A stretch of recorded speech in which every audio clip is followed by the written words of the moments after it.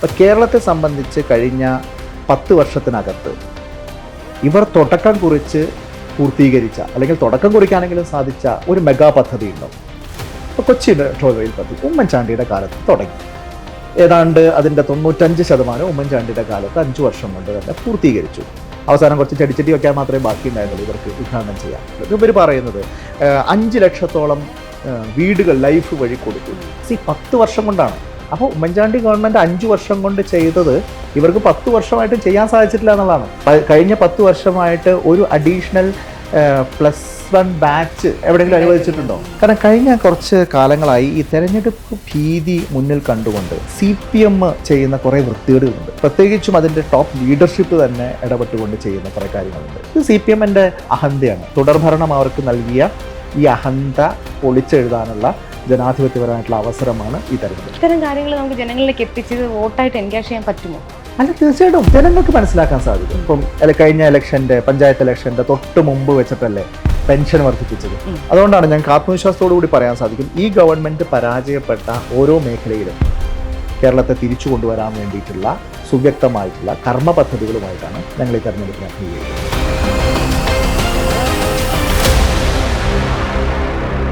ഇപ്പോൾ ബൽറാം, നമസ്കാരം. നമുക്ക് ഇലക്ഷൻ വർത്തമാനങ്ങൾ തന്നെ ആദ്യം സംസാരിക്കാം. അതായത് 2011 മുതൽ 2026 വരെയുള്ള തെരഞ്ഞെടുപ്പുകൾ, അതിനിടയ്ക്ക് നടന്ന തെരഞ്ഞെടുപ്പുകൾ, ഉപതെരഞ്ഞെടുപ്പുകളായാലും തദ്ദേശ തെരഞ്ഞെടുപ്പാണെങ്കിലും പാർലമെൻറ്റ് തെരഞ്ഞെടുപ്പിൽ UDF-നായിരുന്നു എപ്പോഴും ഒരു മുൻകൈ ഉണ്ടായിരുന്നത്. പക്ഷേ ഇപ്പോൾ നിലവിൽ നിയമസഭയിലേക്ക് LDF-ന് തന്നെയാണ് ഒരു മുൻതൂക്കം പൊതുവെ വിലയിരുത്തപ്പെടുന്നത്. ഇനി അഥവാ മൂന്നാം ഭരണം വരുമെന്ന് പറയുന്നു, ഇല്ലെങ്കിൽ ഒരു 2011 അത് നെക്ക് ടു നെക്ക് ഒരു പോരാട്ടം നടക്കും, അവസാന ലാപ്പിൽ ഒരു വിജയം ഉണ്ടാവും എന്ന് പറയുന്നു. അങ്ങനെയൊക്കെ പലതരം വിലയിരുത്തൽ നടക്കുന്നു. ശരിക്കും കേരളം അങ്ങനത്തെ ഒരു നെക്ക് ടു നെക്ക് പോരാട്ടത്തിലേക്കാണോ പോകുന്നത്? 2011 ആവർത്തിക്കപ്പെടുമോ ശരിക്കും? ഇല്ല, നിങ്ങൾ ഈ പറഞ്ഞ ഉപതെരഞ്ഞെടുപ്പുകളൊക്കെ നടന്നല്ലോ. അത് തൃക്കാക്കരയിൽ നടന്നു, പുതുപ്പള്ളിയിൽ നടന്നു, പാലക്കാട് നടന്നു, അതുപോലെ തന്നെ ഏറ്റവും കൂടുതൽ നിലമ്പൂരിൽ നടന്നു, അതിനിടയ്ക്ക് ചേലക്കരയിൽ നടന്നു, അതിനുശേഷം പാർലമെൻറ്റ് തെരഞ്ഞെടുപ്പ് അതിന് മുൻപായിട്ട് നടന്നു, അതിനുശേഷം ഇപ്പോൾ ത്രിതല പഞ്ചായത്ത് തെരഞ്ഞെടുപ്പുകൾ നടന്നു. ഈ ഓരോ തെരഞ്ഞെടുപ്പിലും റിസൾട്ട് വരുന്നതിൻ്റെ അന്ന് രാവിലെ വരെ നിങ്ങൾ ഈ പറഞ്ഞ പ്രതീതി ഇവിടെ ഉണ്ടായിരുന്നു. LDF ആണ് ജയിക്കാൻ പോകുന്നത്, LDF ഈവൻ തൃക്കാക്കരയിൽ അല്ലെങ്കിൽ ഈവൻ പുതുപ്പള്ളിയിൽ പോലും അവർ ജയിക്കുമെന്നുള്ളൊരു പ്രതീതി വോട്ടെണ്ണുന്നതിൻ്റെ അവസാന മിനിറ്റ് വരെ അവർക്ക് നിലനിർത്താൻ സാധിച്ചിരുന്നു. അപ്പോൾ അതുപോലെ തന്നെ കണ്ടാൽ മതി. ഇപ്പോൾ തദ്ദേശ സ്വയംഭരണ തെരഞ്ഞെടുപ്പിലും അങ്ങനെ തന്നെയാണ് ഉണ്ടായത്. അപ്പോൾ വലിയ രീതിയിൽ LDF-ന് മുൻകൈ ഉണ്ടാവും. പ്രത്യേകിച്ചും ചരിത്രപരമായി തന്നെ നോക്കുകയാണെങ്കിൽ പഞ്ചായത്ത് തെരഞ്ഞെടുപ്പുകളൊക്കെ അവർക്ക് അനുകൂലമായിട്ടാണ് ഭവിക്കാറുള്ളത്.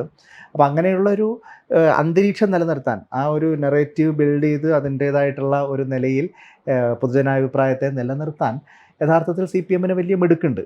അതിപ്പോഴും നടക്കുന്നു എന്ന് മാത്രമേ ഉള്ളൂ. ഈ തെരഞ്ഞെടുപ്പിൻ്റെയും റിസൾട്ട് വന്നാൽ നമുക്ക് കാണാൻ സാധിക്കും, ഞങ്ങൾ അതിശയോക്തി പറയല്ല, 100-ൽ കുറയാത്ത സീറ്റുമായിട്ടായിരിക്കും UDF അടുത്ത ഗവൺമെന്റ് ഉണ്ടാക്കാൻ പോകുന്നത്. പക്ഷേ UDF-ന്റെ നെഗറ്റീവുകളെയൊക്കെ തകർത്ത് കളയുന്ന രീതിയിലുള്ള പ്രചരണം അപ്പുറത്തുനിന്ന് അതാ പറഞ്ഞത്, അത് എല്ലാ തെരഞ്ഞെടുപ്പുകളിലും ഉണ്ട്. ഇപ്പം നിലമ്പൂർ തെരഞ്ഞെടുപ്പ് നിങ്ങളെല്ലാ മാധ്യമങ്ങളും സാംസ്കാരിക പ്രവർത്തകരും എന്തെല്ലാം കാണിച്ചു കൂട്ടിയോടെ, ഇതാ ഏറ്റവും നല്ലൊരു സ്ഥാനാർത്ഥി, ഇതിനപ്പുറത്തൊരു സ്ഥാനാർത്ഥി ഇല്ല, ഇദ്ദേഹത്തിന് വോട്ട് ചെയ്യാതിരിക്കുക എന്ന് പറയുന്നത് എന്തോ വലിയ മഹാപാതകമാണ്, എനിക്ക് നിലമ്പൂരിൽ വോട്ടുണ്ടായിരുന്നെങ്കിൽ ഞാൻ ഇദ്ദേഹത്തിന് ചെയ്യുമായിരുന്നു എന്നൊക്കെ പറഞ്ഞ് കേരളം മുഴുവൻ ഇറങ്ങിയില്ലേ. അവസാന റിസൾട്ട് വന്നപ്പോൾ എന്തായത്? അവരുടെ പരമ്പരാഗത വോട്ട് ബാങ്കിന് അപ്പുറത്ത് കാര്യമായിട്ട് ഒരു 500 വോട്ട് പോലും അഡീഷണൽ ആയിട്ട് വന്നില്ലല്ലോ, പാർട്ടിയുടെ ഉറച്ച വോട്ടിനപ്പുറത്ത്.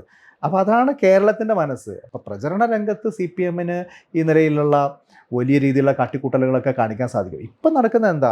ഇപ്പം സർക്കാർ സ്പോൺസേഡ് PR വർക്കുകളാണ്. സർക്കാരിൻ്റെ പണം ഉപയോഗിച്ചുകൊണ്ടാണ്, വലിയ രീതിയിൽ കിഫ്ബിയുടെ പണം ഉപയോഗിച്ചുകൊണ്ട് അല്ലെങ്കിൽ PRDയുടെ പണം ഉപയോഗിച്ചുകൊണ്ട് വലിയ ഹോർഡിങ്ങുകൾ വരുന്നു. സർക്കാരുമായി ബന്ധപ്പെട്ട് നിസ്സാരമായിട്ടുള്ള പരിപാടികളെ വരെ വലിയ മെഗാ ഈവൻറ്റുകളാക്കി മാറ്റുന്നു. ഇപ്പോൾ വയനാട്ടിൽ നമ്മൾ കണ്ടു തുരങ്കപാതയുടെ നിർമ്മാണോദ്ഘാടനം, വലിയൊരു ഈവൻറ്റ്, അതിനുശേഷം ബ്ലാസ്റ്റിങ്, അതും ഈവൻറ്റാണ്. അപ്പം അങ്ങനെ ഓരോ നിസ്സാര കാര്യത്തെയും ഈവൻറ്റുകളാക്കി മാറ്റുക, അതിൻ്റെ അടിസ്ഥാനത്തിൽ വലിയ പ്രചാരണ വേലകൾ നടത്തുക, അതുവഴി കേരളത്തിൽ ഇതാ LDF-ൻ്റെ തുടർഭരണം ഉണ്ടാകാൻ പോകുന്നു എന്നുള്ള പ്രതീതി ജനിപ്പിക്കുക. അത് അവർക്ക് നല്ല മിടുക്കോടുകൂടി ചെയ്യാൻ സാധിക്കുന്നുണ്ട്. പ്രത്യേകിച്ച് ചിലവുമില്ല, ഇതൊക്കെ സർക്കാർ ചിലവിലാണ് നടന്നു പോകുന്നത്. ഇപ്പം കഴിഞ്ഞ ദിവസം ഇവിടെ തൃത്താലയിൽ പോലും നിങ്ങൾ കണ്ടിട്ടുണ്ടാവും, എല്ലാ പത്രങ്ങളിലും 4 പേജ് സപ്ലിമെൻ്റാണ് തൃത്താലയെ മാത്രം ആസ്പദമാക്കിക്കൊണ്ട് ഇവിടെ കഴിഞ്ഞ 5 വർഷത്തിനകത്ത് ചെയ്തു എന്ന് അവകാശപ്പെടുന്ന വികസന കാര്യങ്ങളെ ഉയർത്തിക്കൊണ്ടുള്ള 4 പേജ് സപ്ലിമെന്റ് ആണ്. മാതൃഭൂമിയിൽ വന്നു, മനോരമയിൽ വന്നു. ലക്ഷങ്ങളാണ് അതിന് ചെലവ്. പക്ഷെ അതിലൊക്കെ ശുചിത്വ മിഷന്റെ പരസ്യമാണ്. അവരാണ് അതിന്റെ സ്പോൺസർമാരായിട്ട് വരുന്നത്. ശുചിത്വ മിഷൻ അങ്ങനെ കേരളത്തിൽ ഒരു നിയോജക മണ്ഡലത്തിന് മാത്രമായി സപ്ലിമെന്റ് അടിക്കേണ്ട കാര്യം എന്താണ്? വേറൊന്നുമല്ല, ശുചിത്വ മിഷന്റെ മന്ത്രി തൃത്താലയുടെ MLA ആയിട്ടുള്ള MP രാജേഷാണ്. അപ്പോൾ യഥാർത്ഥത്തിൽ അധികാര ദുർവിനിയോഗമാണ്. സ്വന്തം വകുപ്പിലെ പണം ഉപയോഗിച്ചുകൊണ്ട്, ശുചിത്വ മിഷന്റെ പണം ഉപയോഗിച്ചുകൊണ്ട് അദ്ദേഹം രാഷ്ട്രീയ പ്രചരണം നടത്തുകയാണ്. തൻ്റെ നിയോജകമണ്ഡലത്തിൽ മാത്രം ഉള്ള പ്രചരണം നടത്തുകയാണ്. അല്ലാതെ അതിൽ മറ്റു തരത്തിലുള്ള ഇനി ശുചിത്വമായിട്ട് ബന്ധപ്പെട്ടോ മാലിന്യ സംസ്കരണമായിട്ട് ബന്ധപ്പെട്ടോ കേരളം മുഴുവൻ നടപ്പാക്കേണ്ട എന്തെങ്കിലും കാര്യങ്ങളെക്കുറിച്ച് സപ്ലിമെന്റ് അടിക്കുകയല്ല. ഒരു നിയോജക മണ്ഡലത്തിലെ ഇലക്ഷൻ സ്പെസിഫിക് ആയിട്ടുള്ള ഇത്തരം കാര്യങ്ങൾ നമുക്ക് ജനങ്ങളിലേക്ക് എത്തിച്ചത് വോട്ടായിട്ട് എൻകാഷ് ചെയ്യാൻ പറ്റുമോ? അല്ല, തീർച്ചയായിട്ടും അത് വോട്ടായിട്ട് എൻകാഷ് ചെയ്യാൻ പറ്റും എന്നുള്ളത് കൊണ്ടാണല്ലോ ഞാൻ നേരത്തെ പറഞ്ഞ റിസൾട്ടുകളൊക്കെ ഉണ്ടായത്. ഉപതെരഞ്ഞെടുപ്പുകളിലും പാർലമെന്റ് തെരഞ്ഞെടുപ്പിലും അതുപോലെ തന്നെ തദ്ദേശ സ്വയംഭരണ തെരഞ്ഞെടുപ്പിലും ഒക്കെ ജനങ്ങൾക്ക് മനസ്സിലാക്കാൻ സാധിക്കും. ഇപ്പം കഴിഞ്ഞ ഇലക്ഷൻ്റെ പഞ്ചായത്ത് ഇലക്ഷൻ്റെ തൊട്ട് മുമ്പ് വെച്ചിട്ടല്ലേ പെൻഷൻ വർദ്ധിപ്പിച്ചത്. 2500 രൂപയാക്കും ക്ഷേമ പെൻഷൻ എന്നുള്ള വാഗ്ദാനം കഴിഞ്ഞ ഇലക്ഷൻ്റെ പ്രകടന പത്രികയിൽ ഉണ്ടായിരുന്നതാണ്. 2021 ഒരു ജനങ്ങൾക്ക് മുമ്പിൽ വെച്ചൊരു ഓഫറാണ്, ഒരു അഗ്രിമെൻ്റ് ആണെന്ന് നമുക്ക് വേണമെങ്കിൽ പറയാം.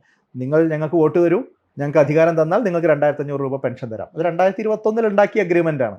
പക്ഷേ 4.25 വർഷവും ആ അഗ്രിമെൻ്റ് പാലിക്കപ്പെട്ടില്ല. അതിൻ്റെ പഞ്ചായത്ത് ഇലക്ഷൻ്റെ 4 ദിവസം മുമ്പാണ് 400 രൂപ വർദ്ധിപ്പിക്കുന്ന തീരുമാനമെടുത്തത്. അപ്പോൾ അത് ജനങ്ങളെ കണ്ണിൽ പൊടിയിടാനാണ് എന്ന് ജനങ്ങൾക്ക് മനസ്സിലായി. ഇത് ബീഹാറിൽ നിതീഷ് കുമാർ ചെയ്തതാണ്. അത് കേരളത്തിൽ ആവർത്തിച്ചാൽ അത് ബീഹാറിലെ അതേപോലെ കേരളത്തിലെ ആളുകൾ തെറ്റിദ്ധരിപ്പിക്കപ്പെടും എന്ന് വിചാരിക്കുന്നവർക്കാണ് കുഴപ്പം. കേരളത്തിലെ ജനങ്ങൾ വളരെ വിവേകത്തോടു കൂടി അതിനെ ഉൾക്കൊണ്ടില്ലേ, അതിൻ്റെ പൊള്ളത്തരത്തെ മനസ്സിലാക്കിയില്ലേ. അവരെന്താ ചെയ്തത്? കൃത്യമായിട്ട് നിലയിൽ വോട്ട് ചെയ്തു. അപ്പം അതുകൊണ്ട് തന്നെ ഈ പ്രചാരവേലകൾക്കൊക്കെ കേരളത്തിൽ പലപ്പോഴും ലിമിറ്റേഷൻ ഉണ്ട്. ഈ സർവേ ഫലങ്ങളൊക്കെ ഇപ്പൊ തന്നെ വന്നിട്ടുള്ള ക്യാബിനറ്റിൽ വന്നിട്ടുള്ള കുറെ സർവേ ഫലങ്ങളൊക്കെ പറയുന്നത് എല്ലാവർക്കും ഭയങ്കര സാധ്യത പിണറായി 3.0 വന്നേക്കും പ്രതീതി. സർവേ ഫലം ഇപ്പൊ അടുത്ത് വന്നപ്പോൾ ഒരു പ്രധാനപ്പെട്ട മാധ്യമത്തിന്റെ സർവേ ഫലം ഞാൻ ശ്രദ്ധിച്ചു. അതേ ആളുകൾ പാർലമെന്റ് തെരഞ്ഞെടുപ്പിൽ ഞങ്ങളുടെ ഈ പാലക്കാട് ശ്രീ VK ശ്രീകണ്ഠൻ 3-ാം സ്ഥാനത്ത് പോകും എന്ന് പറഞ്ഞ് അതേ ചാനൽ നടത്തിയ സർവേ ഉണ്ട്. വടകരയിൽ ഷാഫി പറമ്പിൽ ശൈലജയേക്കാൾ ഏതാണ്ട് 5-6% പുറകിൽ നിൽക്കുകയാണ്, ഒരു രക്ഷയില്ല എന്ന നിലയിൽ വന്നതാണ്. 1.25 ലക്ഷമാണ് ഷാഫി പറമ്പിലിൻ്റെ അവിടുത്തെ ഭൂരിപക്ഷം. ഇവിടെയും 10,75,000 വോട്ടിൻ്റെ ഭൂരിപക്ഷത്തിനാണ് 3-ാം സ്ഥാനത്ത് പോകുമെന്ന് പറഞ്ഞ് ശ്രീകണ്ഠൻ ജയിച്ചത്. അപ്പോൾ സർവേക്കും അതിൻ്റേതായിട്ടുള്ള പോരായ്മകളുണ്ട്. അതിൻ്റെ സിസ്റ്റമിക്കായിട്ടുള്ള പ്രശ്നങ്ങൾ ഒരു ഭാഗത്തുണ്ട്. മറുഭാഗത്ത് ഈ സർവേകളൊക്കെ മറ്റ് പലതരത്തിൽ രാഷ്ട്രീയ ലക്ഷ്യത്തോടു കൂടി പടച്ചു വിടുന്നതാകുമ്പോൾ പിന്നെ അത് അബദ്ധം പൂർണ്ണമായിട്ടാവും. അത് രണ്ടനുഭവം നമ്മുടെ മുമ്പിലുണ്ട്. ശരിയായ വണ്ണം നടത്തിയാൽ പോലും തെറ്റുകൾ സംഭവിക്കാറുണ്ട്. ഇത് PR വർക്കിൻ്റെ ഭാഗമായിട്ട് ആരുടെയെങ്കിലും പൈസ വാങ്ങി നടത്തുന്ന സർവേകളാകുമ്പോൾ പിന്നെ സ്വാഭാവികമായിട്ട് അപ്പോൾ അങ്ങനെയാണല്ലോ. ഇപ്പോൾ പുതിയ എന്താ പറയുക, ഏറ്റവും മികച്ച MLA-മാർ എന്നൊക്കെ നിലയിലുള്ള സർവേ ഒക്കെ നടത്തി ചില മാധ്യമങ്ങളിൽ ലിസ്റ്റ് പുറത്തുവിടും. ആ ലിസ്റ്റിൽപ്പെട്ട പല MLA-മാരുടെയും കഴിഞ്ഞ 5 വർഷത്തെ പെർഫോമൻസ് എടുത്തു നോക്കാം. അവരുടെ മണ്ഡലങ്ങൾ എങ്ങനെയാണെന്ന് എനിക്കറിയില്ല. പക്ഷെ അവർ സംസ്ഥാന തലത്തിൽ ഏതെങ്കിലും ഒരു പൊതുവിഷയത്തിൽ ഇടപെട്ടതായിട്ടോ, ഒരു MLA എന്ന് പറയുമ്പോൾ മണ്ഡലത്തിൽ മാത്രം നിൽക്കേണ്ട ആളുകളല്ലല്ലോ. ഒരു പക്ഷേ ഏറ്റവും മികച്ച MLA എന്നൊക്കെ നിലയിൽ വിലയിരുത്തപ്പെടണമെങ്കിൽ അവർ മണ്ഡലത്തിന് പുറത്തും സംസ്ഥാന രാഷ്ട്രീയത്തിലും പ്രത്യേകിച്ചും യുവജനപ്രതിനിധികളൊക്കെ ആണെങ്കിൽ ആ നിലയിലും ഒക്കെ ഇടപെടുകയും ആ നിലയിൽ ശ്രദ്ധേയമായിട്ടുള്ള പ്രവർത്തനം നടത്തുകയൊക്കെ ചെയ്യുന്ന ആളുകളല്ലേ. പല ആളുകളെയും ആ നിലയിൽ മണ്ഡലത്തിന് പുറത്ത് ആളുകൾ അറിയുന്ന പോലും ഉണ്ടാവില്ല എന്ന് എനിക്ക് തോന്നുന്നു. അപ്പം ഈ സർവേകൾക്കൊക്കെയുള്ള ആ നിലയിലുള്ള പ്രശ്നമുണ്ട്. അതിനെ ആ നിലയിലുള്ള ഗൗരവത്തിൽ തന്നെ ആളുകൾ എടുക്കുന്നുള്ളൂ എന്ന് എനിക്ക് തോന്നുന്നു. ആ വിലയിരുത്തലൊക്കെ മറുതരത്തിട്ടെ ബൽറാം എന്നുള്ള ഒരു വ്യക്തിക്കും ഒരു രാഷ്ട്രീയ പ്രവർത്തകനും കഴിഞ്ഞ 10 വർഷത്തെ ഇടത് ഭരണം, അതിൽ നിന്നുള്ളൊരു പോസിറ്റീവായിട്ടുള്ളൊരു കാര്യം എന്താണെന്ന് പറയാൻ പറ്റും? ഓരോ വർഷവും 2 ലക്ഷത്തോളം കോടി രൂപയുടെ ബജറ്റാണ് ഇവിടെ കേരളത്തിൽ ഇപ്പോൾ അവതരിപ്പിച്ചുകൊണ്ടിരിക്കുന്നത്. കേന്ദ്രത്തിലാണെങ്കിൽ ഏതാണ്ട് 50 ലക്ഷത്തോളം കോടി രൂപയുടെ 50 ലക്ഷം കോടി ആലോചിച്ച് നോക്കണം അതിൻ്റെ ഒരു വോള്യൂം. അങ്ങനെ 50 ലക്ഷം കോടി രൂപയുടെ ഒരു ബജറ്റ് അവതരിപ്പിച്ചാൽ അതിൽ കുറേ നല്ല പദ്ധതികൾ ഉണ്ടാകും, കുറേ ശ്രദ്ധേയമായിട്ടുള്ള കാര്യങ്ങൾ ഉണ്ടാകും, കാലാനുസൃതമായിട്ടുള്ള കുറേ മാറ്റങ്ങൾ ഉണ്ടാകും. അതുപോലെ 2 ലക്ഷം കോടിയുടെ ഒരു ബജറ്റ് അവതരിപ്പിച്ചാൽ അതിൽ മറ്റു തരത്തിലുള്ള റവന്യൂ ചിലവൊക്കെ മാറ്റിവെച്ചാലും കുറേയേറെ പദ്ധതികൾ ഒരു ഗവൺമെൻറ്റിൻ്റെ ഭാഗത്തായിട്ടുണ്ടാവും. പക്ഷേ അത് മാത്രമാണോ എന്നുള്ളതാണ്, അല്ലെങ്കിൽ അതിനപ്പുറത്തേക്കുള്ള സാധ്യതകളുണ്ടോ എന്നുള്ളതാണ്. ഇപ്പം കേരളത്തെ സംബന്ധിച്ച് കഴിഞ്ഞ 10 വർഷത്തിനകത്ത് ഇവർ തുടക്കം കുറിച്ച് പൂർത്തീകരിച്ച അല്ലെങ്കിൽ തുടക്കം കുറിക്കാനെങ്കിലും സാധിച്ച ഒരു മെഗാ പദ്ധതി ഉണ്ടോ? ഇപ്പോൾ കൊച്ചി മെട്രോ റെയിൽ പദ്ധതി ഉമ്മൻചാണ്ടിയുടെ കാലത്ത് തുടങ്ങി. ഏതാണ്ട് അതിൻ്റെ 95% ഉമ്മൻചാണ്ടിയുടെ കാലത്ത് 5 വർഷം കൊണ്ട് തന്നെ പൂർത്തീകരിച്ചു. അവസാനം കുറച്ച് ചെടിച്ചട്ടി വയ്ക്കാൻ മാത്രമേ ബാക്കി ഉണ്ടായിരുന്നുള്ളൂ ഇവർക്ക് ഉദ്ഘാടനം ചെയ്യാൻ. അത് ആ ഒരു 5 വർഷത്തെ ചെറിയ ടൈം ഫ്രെയിമിൽ നടന്ന കാര്യമാണ്.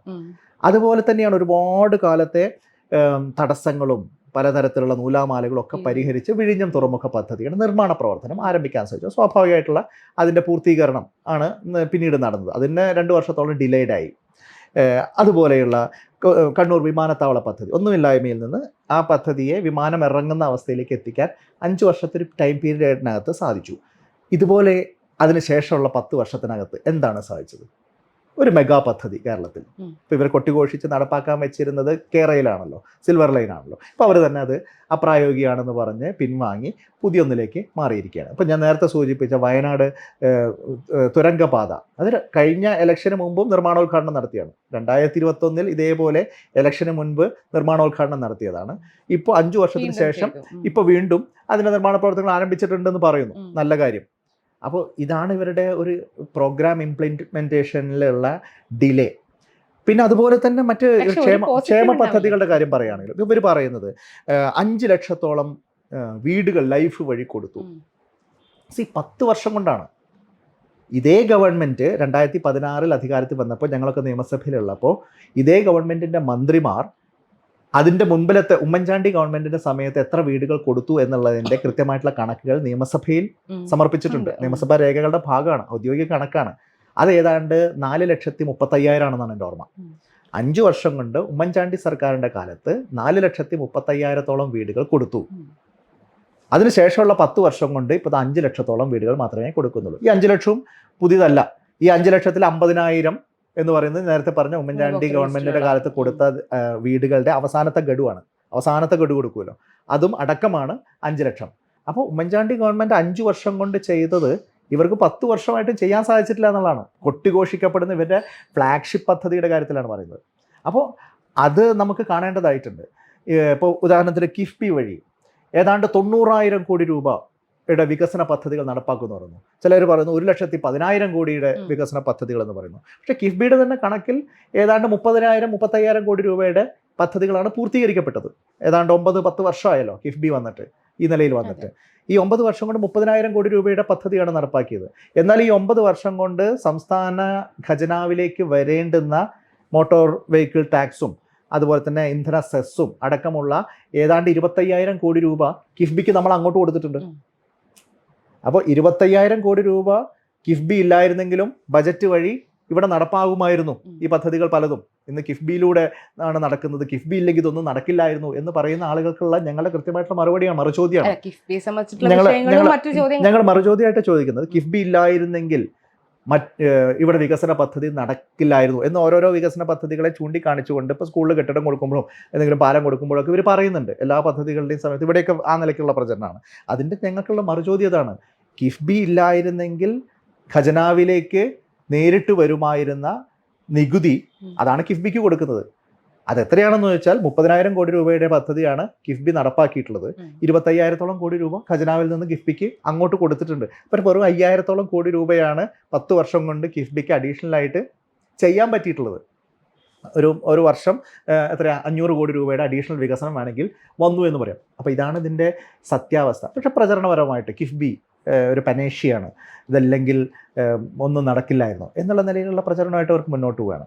അപ്പോൾ ഇൻ ടോട്ടൽ കഴിഞ്ഞ 10 വർഷത്തെ ഗവൺമെൻറ്റിനെ എടുത്തു നോക്കുമ്പോൾ ഞങ്ങൾക്ക് പോസിറ്റീവ് എന്ന നിലയിൽ വികസനപരമായിട്ട് ഒന്നും ഇവർക്ക് ചൂണ്ടിക്കാണിക്കാനില്ല എന്ന് തന്നെയാണ് ഞങ്ങളുടെ കൃത്യമായിട്ടുള്ള നിരീക്ഷണം, ഓരോ മേഖല എടുത്ത് നോക്കുമ്പോൾ. പിന്നെ എനിക്ക് അതിൽ അധികം ചർച്ച ചെയ്യാത്ത മറ്റ് ചില ആംഗിളുകൾ ചർച്ച ചെയ്യാറുണ്ട്. ഇപ്പോൾ ഉദാഹരണത്തിന് ഭരണപരമായിട്ടുള്ളൊരു ഇടപെടൽ കഴിഞ്ഞ 10 വർഷമായിട്ട് അത്തരത്തിൽ ഒരു കാര്യവും നടന്നിട്ടില്ല ഇവിടെ. അടിസ്ഥാനപരമായിട്ടുള്ള ചില ഭരണപരമായിട്ടുള്ള ഇടപെടലുണ്ടല്ലോ. ഉദാഹരണം പറയുകയാണെങ്കിൽ ഇപ്പം ഞാനിവിടെ തൃത്താലയിൽ ഇരുന്നുകൊണ്ടാണ് സംസാരിക്കുന്നത്. തൃത്താല അടങ്ങുന്ന പട്ടാമ്പി താലൂക്ക് രൂപീകരണം എന്ന് പറയുന്നത് 40-50 വർഷത്തെ ഒരു വലിയ ആവശ്യമാണ്.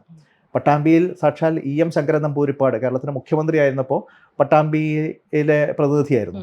അന്ന് ഈ പ്രദേശത്ത് ഇന്നത്തെ തൃത്താല നിയോജകമണ്ഡലത്തിലെയും ചാലിശ്ശേരി നാഗലശ്ശേരി പ്രദേശമൊക്കെ പട്ടാമ്പി നിയോജകമണ്ഡലത്തിലെ ഭാഗമായിരുന്നു. അദ്ദേഹം വിചാരിച്ചിട്ട് നടന്നില്ല പട്ടാമ്പി താലൂക്ക് രൂപീകരിക്കാൻ. അതിനുശേഷം KE ഇസ്മായിൽ അദ്ദേഹം റവന്യൂ വകുപ്പ് മന്ത്രിയായി, പട്ടാമ്പിയുടെ MLA. റവന്യൂ വകുപ്പിൻ്റെ കീഴിലാണുള്ളത്. അദ്ദേഹത്തിനും കഴിഞ്ഞില്ല പട്ടാമ്പി താലൂക്ക് രൂപീകരിക്കാൻ. അത് രൂപീകരിച്ച ഉമ്മൻചാണ്ടി ഗവൺമെൻറ്റാണ്. ഞാനിവിടെ തൃത്താല MLA CP മുഹമ്മദ് അവിടെ പട്ടാമ്പി MLA ആയിരിക്കുന്ന സമയത്താണ് ഞങ്ങളുടെ കൂടി സമ്മർദ്ദത്തിൻ്റെ ഭാഗമായിട്ട് അന്ന് സംസ്ഥാനത്ത് ഒരു പോളിസിയുടെ ഭാഗമായിട്ട് 14 പുതിയ താലൂക്കുകളാണ് വന്നത്. ഒരുപാട് സ്ഥലങ്ങളിൽ, നെടുമങ്ങാട് താലൂക്ക്, അങ്ങനെ കേരളത്തിലെ പലയിടങ്ങളിലും പുതിയ താലൂക്കുകൾ. അതിനുശേഷം 10 വർഷമായിട്ട് പുതിയ താലൂക്കുകളില്ല. ഞങ്ങളുടെ കാലത്താണ് 2015 28 29 പുതിയ മുനിസിപ്പാലിറ്റികൾ ഞങ്ങൾ ക്രിയേറ്റ് ചെയ്തു. പുതിയ മുനിസിപ്പാലിറ്റികൾ, അത് ഈ പറഞ്ഞ പട്ടാമ്പി അടക്കം ചെർപ്പുളശ്ശേരി അടക്കം അന്നാണ് മുനിസിപ്പാലിറ്റി തലത്തിലേക്ക് മാറിയത്. അതിനുശേഷം 10 വർഷമായിട്ട് പുതിയ മുനിസിപ്പാലിറ്റികൾ കേരളത്തിൽ രൂപീകരിക്കപ്പെടുന്നില്ല. യഥാർത്ഥത്തിൽ മുനിസിപ്പാലിറ്റികൾ താലൂക്ക് മാത്രമല്ല, ജില്ലകൾ തന്നെ രൂപീകരിക്കേണ്ട സമയമായി. ഇപ്പം മലപ്പുറം ജില്ലയുടെ പുനർവിഭജനം വലിയ ചർച്ചയാണ്. എറണാകുളത്ത് മൂവാറ്റുപുഴ ജില്ല എന്ന് പറയുന്ന വലിയ ചർച്ചയാണ്. അതുപോലെ തന്നെ തിരുവനന്തപുരത്ത് ഈ പറഞ്ഞ പോലെ നെയ്യാറ്റിൻകര ജില്ല എന്നൊക്കെ പറഞ്ഞു, അല്ലെങ്കിൽ വർക്കല ജില്ല എന്നൊക്കെ പറഞ്ഞ പുതിയ തരത്തിലുള്ള ആവശ്യങ്ങളുണ്ട്. വടകര ജില്ല എന്ന് പറഞ്ഞാൽ മലബാറിൽ കോഴിക്കോട് അങ്ങനത്തെ ഒരു ആവശ്യമുണ്ട്. അപ്പം ഇങ്ങനെ ജില്ലകൾ തന്നെ രൂപീകരിക്കേണ്ട കാലമാണ്. അതിനെക്കുറിച്ചും ചിന്തിക്കാൻ പോലും കഴിയുന്നില്ല. ഇതൊന്നും കഴിഞ്ഞ 10 വർഷത്തിനകത്ത് നടന്നിട്ടില്ല. കഴിഞ്ഞ 10 വർഷത്തിനകത്ത് കേരളത്തിൽ എത്ര പുതിയ ഫയർ സ്റ്റേഷനുകൾ വന്നിട്ടുണ്ട് എന്ന് ചോദിച്ചാൽ വളരെ ചുരുക്കമാണ്. അപൂർവം വല്ലതും വന്നിട്ടുണ്ടോ എന്ന് ചോദിച്ചാൽ എനിക്കറിയില്ല. അത് വന്നിട്ടില്ല. ഞങ്ങളുടെ കാലത്ത് 24ഓളം പുതിയ സർക്കാർ കോളേജുകൾ വന്നു. ഈ 10 വർഷത്തിനകത്തൊരു പുതിയ സർക്കാർ കോളേജ് പോലും കേരളത്തിൽ വന്നിട്ടില്ല. പൊതുവിദ്യാഭ്യാസത്തെക്കുറിച്ചൊക്കെ നമ്മൾ സംസാരിക്കുകയാണല്ലോ, അല്ലെങ്കിൽ ഉന്നത വിദ്യാഭ്യാസ മേഖലയിലെ ഈ പബ്ലിക് ഇൻവെസ്റ്റ്മെൻറ്റിനെ കുറിച്ച് നമ്മൾ സംസാരിക്കുമ്പോൾ കഴിഞ്ഞ 10 വർഷമായിട്ട് പുതിയ കോളേജുകൾ കേരളത്തിൽ വന്നിട്ടില്ല. കഴിഞ്ഞ 10 വർഷമായിട്ട് ഒരു അഡീഷണൽ +1 ബാച്ച് എവിടെയെങ്കിലും അനുവദിച്ചിട്ടുണ്ടോ? ഇപ്പോൾ പാലക്കാട് ജില്ല ഇപ്പോൾ SLC പരീക്ഷ നടക്കുകയാണ്. ഇത് കഴിഞ്ഞാൽ കുട്ടികൾ കഴിഞ്ഞ കാലത്തേക്ക് അനുഭവം വെച്ച് ഏതാണ്ട് 10,000-12,000 കുട്ടികൾക്ക് പാലക്കാട് ജില്ലയിൽ മാത്രം +1 സീറ്റില്ല. മൊത്തം മലബാർ എടുത്തു നോക്കിയാൽ 10,60,000 സീറ്റുകളില്ല. പക്ഷെ മലബാറിൽ പുതിയ +1 ബാച്ചുകൾ അനുവദിക്കപ്പെടുന്നില്ല. പുതിയ ഹൈസ്കൂളുകളെ ഹയർ സെക്കൻഡറി സ്കൂളുകളായിട്ട് അപ്ഗ്രേഡ് ചെയ്യുന്നില്ല. ഇങ്ങനെയുള്ള കുറേ കാര്യങ്ങൾ കൂടിയുണ്ട്. ഞാൻ പറഞ്ഞത് വലിയ പദ്ധതികളോ അത് കാര്യങ്ങൾ മാത്രമല്ല, ഇതുപോലെയുള്ള ഭരണപരമായിട്ടുള്ള ഇടപെടലുകൾ നടക്കുന്നില്ല. രണ്ടാമത്തെ വിഷയം. അതോടൊപ്പം മറ്റു തരത്തിലുള്ള ഞങ്ങൾക്ക് വിമർശനങ്ങളുടെ രൂപത്തിൽ ഇപ്പോൾ ഞങ്ങളുടെ കാലത്ത് വെറും 29 ബാറുകളാണ് കേരളത്തിലുണ്ടായിരുന്നത്. ഇപ്പോൾ ഏതാണ്ട് 900 ബാറുകളൊക്കെയായി 1000-1100 ആവും തോന്നുന്നു. ആ നിലയിൽ അനുമതികൾ ഓൾറെഡി കൊടുത്തിരിക്കുകയാണ്. അപ്പോൾ ആ നിലയിലുള്ള മാറ്റങ്ങൾ മറുഭാഗത്തുണ്ട്. അപ്പോൾ അടിസ്ഥാനപരമായിട്ടുള്ള പല കാര്യങ്ങളും നടന്നിട്ടില്ല എന്നുള്ളത് തന്നെയാണ് യാഥാർത്ഥ്യം. അതൊരു വിമർശനമാണ്. പോസിറ്റീവായിട്ടൊന്നും പറയാനില്ല എന്നുള്ളത്. പോസിറ്റീവായിട്ട് ഞാൻ നേരത്തെ പറഞ്ഞല്ലോ, ഇതൊക്കെ ഉണ്ടെങ്കിലും കുറേയേറെ പദ്ധതികൾ ഓരോ തവണയും നടത്തും. അത്രയധികം ഒരു എന്താ പറയുക 2 ലക്ഷം കോടി രൂപയുടെ ബജറ്റിൽ കുറച്ചൊക്കെ പദ്ധതികൾ വരും. ആ വന്ന പദ്ധതികളെ മാത്രം ചൂണ്ടിക്കൊണ്ടതാ ഇത് വികസനമാണ് എന്ന് പറയല്ല. നമ്മൾ എക്കണോമിക്സിലെ ഒരു ഓപ്പർച്യൂണിറ്റി കോസ്റ്റ് എന്നൊക്കെ പറയാറില്ലേ, ഒന്ന് വന്നാൽ ആ പൈസ കൊണ്ട് വേറെ എന്തൊക്കെ വരുമായിരുന്നു എന്നുള്ള ചോദ്യം ഉണ്ടല്ലോ. അപ്പോൾ ആ നിലയ്ക്കുള്ളൊരു താരതമ്യം വെച്ച് നോക്കുമ്പോൾ യഥാർത്ഥത്തിൽ കേരളത്തിന് ലഭിക്കേണ്ട ഒരു വികസനം കഴിഞ്ഞ 10 വർഷമായിട്ട് ലഭിച്ചിട്ടില്ല എന്നുള്ളതാണ്. 10 വർഷത്തെ പ്രതിപക്ഷങ്ങൾ, അതായത് 21 വരെയുള്ള പ്രതിപക്ഷം, 21 തൊട്ട് 26 വരെയുള്ള പ്രതിപക്ഷം, ഈ 2 പ്രതിപക്ഷങ്ങളെ താരതമ്യം ചെയ്യുകയാണെങ്കിൽ അത് എങ്ങനെയായിരിക്കും ബൽറാം പ്രതിപക്ഷത്തെ താരതമ്യം ചെയ്യുകയാണെങ്കിൽ? സ്വാഭാവികമായിട്ട് 2016 ഞങ്ങൾക്ക് അധികാരം നഷ്ടപ്പെട്ടു. ഞങ്ങൾ പ്രതിപക്ഷത്തേക്ക് ഒരിടവേളയ്ക്ക് ശേഷം വന്നു. പ്രതിപക്ഷ പ്രവർത്തനങ്ങൾ ഞങ്ങൾ നടത്തി. സർക്കാരിൻ്റെ കുറേ വീഴ്ചകളെ ചൂണ്ടിക്കാണിച്ചു. കുറേയേറെ കാര്യങ്ങളിൽ സർക്കാരിനെ ഞങ്ങൾ വരച്ച വരയിൽ നിർത്തി. മിക്കവാറും പല തീരുമാനങ്ങളും സർക്കാരിനെ കൊണ്ട് തിരുത്തിച്ചു. ഗുരുതരമായിട്ടുള്ള അഴിമതി ആരോപണങ്ങൾ ആ സർക്കാരിനെതിരെ ഉയർത്തിക്കൊണ്ടുവരാനും സർക്കാരിനെ ഞാൻ ഈ പറഞ്ഞ പോലെ ഒരു U-ടേൺ സർക്കാർ എന്നുള്ള ഒരു പേര് ആ സർക്കാരിന് വരുത്തുന്ന തരത്തിലുള്ള ഇടപെടൽ നടത്താനും ശ്രീ രമേശ് ചെന്നിത്തല എന്ന് പറയുന്ന അന്നത്തെ ആദ്യത്തെ 5 വർഷത്തെ പ്രതിപക്ഷ നേതാവിന് സാധിച്ചു. അത് ഇലക്ഷനിൽ മറ്റു പല സാഹചര്യങ്ങൾ കൂടി വന്നു. കോവിഡിൻ്റെ ഒരു പശ്ചാത്തലത്തിൽ ലോകം മുഴുവൻ നമ്മൾ കണ്ടതാണ്. കോവിഡൊക്കെ വരുന്ന സമയത്ത് അല്ലെങ്കിൽ പ്രതിസന്ധികളൊക്കെ വരുന്ന സമയത്ത് ഭരണകൂടത്തെ കണ്ണടച്ച് വിശ്വസിക്കുക, ഡിപ്പെൻഡ് ചെയ്യുക എന്നുള്ളത് ലോകം മുഴുവനുള്ള ആളുകളുടെ ഒരു മനോഭാവമാണ്. അതിൻ്റെ പ്രയോജനം ഇവിടെ അവർക്കാണ് കിട്ടിയത്. നരേന്ദ്രമോദിയും ദേശീയ തലത്തിൽ അധികാരത്തിൽ വന്നു. ലോകത്ത് പല രാജ്യങ്ങളിലും അങ്ങനെ ഭരണകൂടത്തിന് ഒരു പ്രോ ഇൻകംബൻസി ഒരു തരംഗം ഉണ്ടാക്കാൻ സാധിച്ചു. അപ്പോൾ അതൊക്കെ കേരളത്തിലും അവർക്ക് ഗുണം ചെയ്തു. ഇപ്പോൾ കിറ്റ് അടക്കമുള്ള അത്തരത്തിൽ അപ്പീസിങ് സാധനങ്ങൾ വേറെ ഉണ്ടായിരുന്നു. അപ്പോൾ അതൊക്കെ ഒരു ഭാഗത്തുണ്ട്. പക്ഷേ 2021 എന്താ പറയുക, തുടർ തോൽവി ഞങ്ങളെ സംബന്ധിച്ചൊരു ഷോക്ക് തന്നെയായിരുന്നു. അത് യഥാർത്ഥത്തിൽ ഞങ്ങൾ അർഹിച്ചിരുന്നൊരു തോൽവിയല്ല എന്നുള്ളതാണ് ഞങ്ങളുടെ ഒരു വിലയിരുത്തൽ. അപ്പോൾ അതിൻ്റെ കാരണങ്ങളെക്കുറിച്ച് പഠിക്കുകയും അതിൻ്റെ അടിസ്ഥാനത്തിൽ സമഗ്രമായിട്ടുള്ള ചില മാറ്റങ്ങൾ സംഘടനാ തലത്തിലും ഒക്കെ ഉണ്ടാക്കാൻ വേണ്ടി തീരുമാനിച്ചു. അതുകൊണ്ടാണ് അതിൻ്റെ ലീഡർഷിപ്പിൽ തന്നെ ഒരു ചേഞ്ച് ആ നിലയിൽ ഉണ്ടായത്. കുറച്ചുകൂടി അടുത്തൊരു ജനറേഷനിലേക്ക് ലീഡർഷിപ്പ് പാസ് ചെയ്യുന്ന തരത്തിൽ വി.ഡി. സതീശൻ എന്ന് പറയുന്ന വളരെ സജീവമായിട്ട് നിയമസഭയ്ക്കകത്തും പുറത്തു വരപ്പെടുന്ന ഒരാൾ അദ്ദേഹത്തെ നേതൃത്വം ഏൽപ്പിച്ച് അദ്ദേഹത്തിൻ്റെ നേതൃത്വത്തിലുള്ള പ്രവർത്തനങ്ങളായിട്ട് മുന്നോട്ടത്.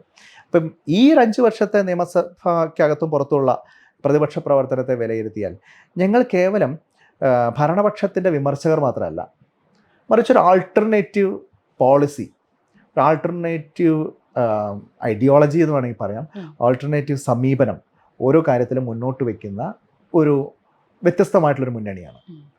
അതുകൊണ്ടാണ് ഞങ്ങൾക്ക് ആത്മവിശ്വാസത്തോടു കൂടി പറയാൻ സാധിക്കും, ഈ ഗവൺമെൻറ് പരാജയപ്പെട്ട ഓരോ മേഖലയിലും കേരളത്തെ തിരിച്ചു കൊണ്ടുവരാൻ വേണ്ടിയിട്ടുള്ള സുവ്യക്തമായിട്ടുള്ള കർമ്മ പദ്ധതികളുമായിട്ടാണ് ഞങ്ങൾ ഈ തെരഞ്ഞെടുപ്പിനെ അഭിമുഖീകരിക്കുന്നത്. അത് സാമ്പത്തിക രംഗമായാലും ശരി, ആരോഗ്യ മേഖലയായാലും ശരി, ഉന്നത വിദ്യാഭ്യാസ മേഖലയായാലും ശരി, അടിസ്ഥാന സൗകര്യമായാലും ശരി, ടൂറിസം ആയാലും കൃഷിയായാലും ഏതൊരു മേഖലയായാലും സാമൂഹ്യക്ഷേമമായാലും ഞങ്ങൾക്ക് കൃത്യമായിട്ടുള്ള ഓൾട്ടർനേറ്റീവ് പ്ലാനുകളുണ്ട്. അപ്പോൾ ഈ തെരഞ്ഞെടുപ്പിൽ ജനങ്ങളെ സംബന്ധിച്ച് കുറച്ചുകൂടി അവർക്ക് കാര്യകാരണ സഹിതം അല്ലെങ്കിൽ വസ്തുതകൾ വെച്ചുകൊണ്ട് ഈ കാര്യങ്ങളെ അഭിമുഖീകരിക്കാനും വിലയിരുത്താനും കഴിയുന്ന ഒരു അവസരമാണ് ഞങ്ങൾ പ്രൊവൈഡ് ചെയ്യാൻ ആഗ്രഹിക്കുന്നത്. ഇതാണ് അവരുടെ 10 വർഷത്തെ ട്രാക്ക് റെക്കോർഡ്. അതിൽ നിന്ന് വ്യത്യസ്തമായിട്ട് ഞങ്ങൾ ഇന്ന കാര്യങ്ങളാണ് ചെയ്യാൻ ഉദ്ദേശിക്കുന്നത്. അതാണ് ഞങ്ങൾ മുന്നോട്ട് വയ്ക്കുന്നത്. അപ്പോൾ അതിൻ്റെ ഭാഗമായിട്ടാണ് ശ്രീ രാഹുൽ ഗാന്ധി പങ്കെടുത്ത പരിപാടിയിൽ വെച്ച് ചില ഗ്യാരണ്ടികൾ ഞങ്ങൾ ജനങ്ങൾക്ക് മുമ്പിൽ വയ്ക്കുന്നത്. ഞങ്ങൾ കർണാടകത്തിലും തെലങ്കാനയിലൊക്കെ ചെയ്ത കാര്യങ്ങൾ. അപ്പോൾ അത് പ്രായോഗികമാണ് എന്ന ബോധ്യത്തിൻ്റെ അടിസ്ഥാനത്തിലാണ് കേരളത്തിലും അധികാരത്തിൽ വരികയാണെങ്കിൽ ഞങ്ങൾക്കത് ചെയ്യാൻ സാധിക്കും എന്നുള്ള പ്രതീക്ഷയിൽ ഞങ്ങളത് മുന്നോട്ട് വയ്ക്കുക. അങ്ങനെ പോവുകയാണെങ്കിൽ ഞാൻ ചോദിക്കട്ടെ, ഈ നമ്മുടെ ഈ ഇനിയുള്ള തെരഞ്ഞെടുപ്പ്, ആ തെരഞ്ഞെടുപ്പിൻ്റെ ജനവിധി കേരളത്തിലെ രാഷ്ട്രീയ ഭാവിയെ സംബന്ധിച്ചിട്ട് എത്രത്തോളം നിർണായകമാണ്? അതൊരു പ്രധാനപ്പെട്ട ചോദ്യമാണ്. ചരിത്രപരമായി ഒന്നും അല്ല, ഈ തെരഞ്ഞെടുപ്പിൽ UDF ഞാൻ നേരത്തെ പറഞ്ഞതുപോലെ 100 കുറയാത്ത സീറ്റുമായി ഒരു നല്ല ഭൂരിപക്ഷത്തിൽ നല്ല ഒരു ജനകീയമായ മാൻഡേറ്റ് നേടിക്കൊണ്ട് അധികാരത്തിൽ വരും. അത് കേരളത്തിൽ പലതിനുമുള്ള ഒരു തിരുത്തലിനുള്ള അവസരമാണ്. കാരണം കഴിഞ്ഞ കുറച്ച് കാലങ്ങളായി ഈ തെരഞ്ഞെടുപ്പ് ഭീതി മുന്നിൽ കണ്ടുകൊണ്ട് CPM ചെയ്യുന്ന കുറേ വൃത്തികേടുകളുണ്ട്. പ്രത്യേകിച്ചും അതിൻ്റെ ടോപ്പ് ലീഡർഷിപ്പ് തന്നെ ഇടപെട്ടുകൊണ്ട് ചെയ്യുന്ന കുറേ കാര്യങ്ങളുണ്ട്.